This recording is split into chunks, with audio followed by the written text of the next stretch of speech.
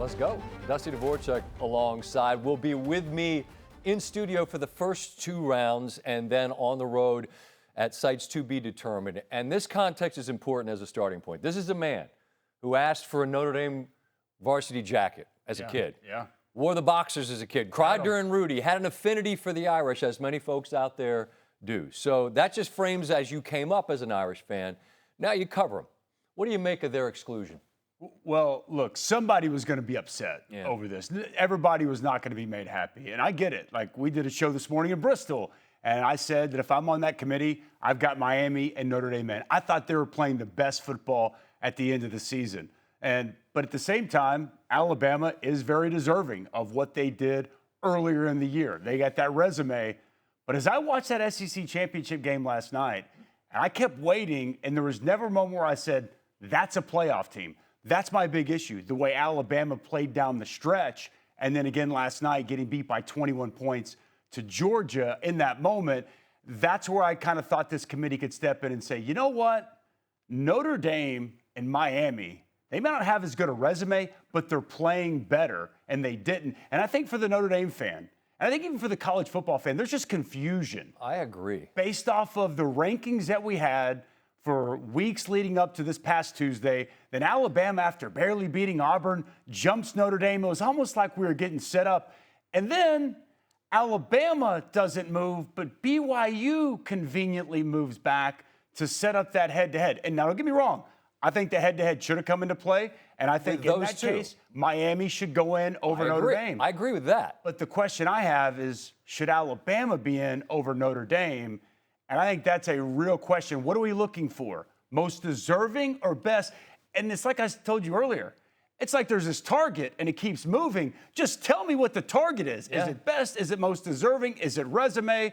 And it seems like it's been changing throughout these rankings, and it's almost like it changes every year. And my opinion can change based on who are we talking about? If it's Notre Dame and Miami, I'm saying Miami beat them.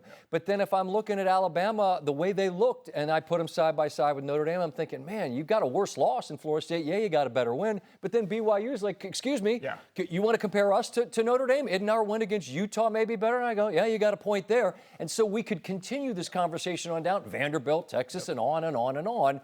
And there's no way to please everybody. I want to ask you something I mentioned earlier in the show. I'm all for the story of James Madison and the story of Tulane. And we see in NCAA basketball tournament the idea of a Cinderella, but that's only 5 people that play both sides of the ball. It's a hell of a lot more difficult for those teams to win a game, let alone 4. Yep. Do 2 smaller schools make sense when you've only got 12 spots at the table? No. And I don't think that's what these rules were put in place for. These rules were put in place with the assumption that the 4 Power 4 conference champions would be in there. That clearly didn't happen because the ACC messed this thing up, and they didn't have it set up to where Miami was playing Virginia last night in the ACC championship game. Hopefully these conferences will figure that out. Yeah. But no, it doesn't make sense because, and especially this year, when you could probably move to 16, which I wonder with all this if we're not going to 16. No, you don't wonder. You know it's going to happen. It's coming, right. Which, you know, this year would have been a perfect year to have it. But with teams left out like a Notre Dame, who, by the way, I think can win the whole dang thing. I think Notre Dame might be better than they were last year, and they played for a national championship. So, you know, with teams like that being left out, and you've got a James Madison who doesn't have a single Power 4 victory on their resume, it's tough for that to sit well in your stomach. But these are the rules that are in place. James Madison, Tulane don't owe anybody an apology. No. They're just playing by the rules. It's just that I think a lot of things need to be looked at in this offseason. And the way we decide these automatic bids has to be something that's taken a long, hard look at. Well, I mean, they can fix it. They didn't like the way the teams got buys last year. Didn't make a ton of sense that Boise and Arizona State did. So you know what they did? They fixed it the next year.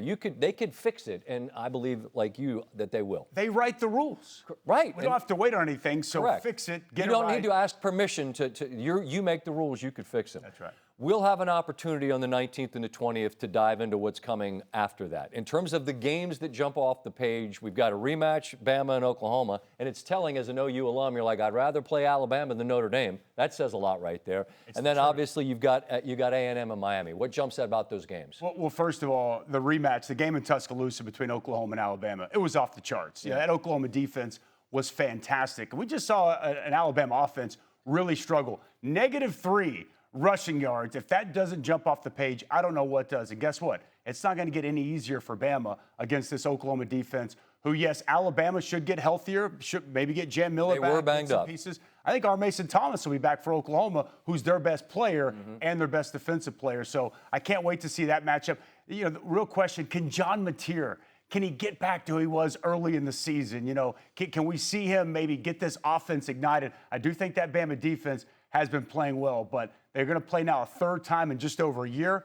Oklahoma and Brent Venables have had Bama's number. Will that continue here in this playoff? And then A&M Miami. I love everything about this matchup. Those two brands, and we were talking about this earlier, you'd think they hadn't played in 50 years. They actually just played a couple of years ago. Yeah, they had a home and home in 23. Miami beat A&M by a decent number. It was a while ago, but I mean, it's not like that matchup, which seems like, wow, it's probably been a while. No, it was pretty recent. It's an intriguing matchup, though, and one thing that I love about it, this A&M offensive line, they call the Maroon Goons. They go about 327, average across the board. And that Miami defensive line, they're legit. I mean, Ruben Bain is a man. Akeem Mesidor is an elite pass rusher. You know, how does that matchup shake up? Can they give time for Marcel Reed? Can they run the football on that defensive front? I think it's fascinating.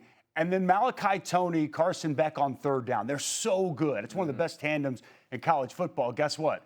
Home of the 12th man, that crowd you got to deal with, and one of the best third down defenses led by Cassius Howe, who's going to be getting after Carson Beck. This just feels like a game that's going to come down to the wire. And oh, by the way, the two teams that beat the Fighting Irish and the reason they're not in this playoff this season are going to lock up in that first round. It's going to be fun. And pressure on Miami. You know, this opportunity was afforded you. What do you make of this opportunity? We'll be watching all these games with great interest. Again, Dusty will be with us in studio on the 19th and the 20th in a couple of weeks. I look forward to that, and I appreciate your time. Absolutely.